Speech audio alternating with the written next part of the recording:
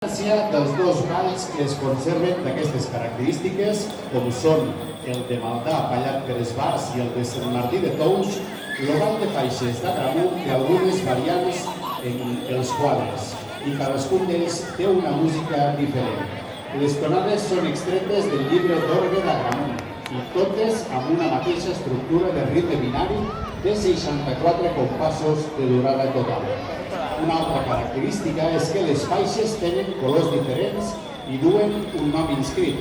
Aquesta significació atorgada a cada faixa s'ha fet tenint en compte tal com les anomenava el poeta Josep Iglesias en la seva poesia sobre el ball de faixes presentada als Jocs Florals de l'any 1903.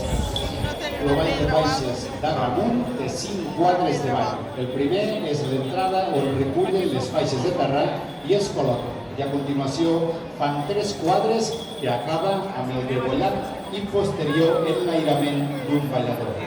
Després hi ha un darrer quadre que és l'enfaixament i final. O balla la colla Estol Espígol i la música va a càrrec dels grallers Els Taverners. Endavant, doncs, amb la presentació de l'Ovall de Faixes d'Agramunt.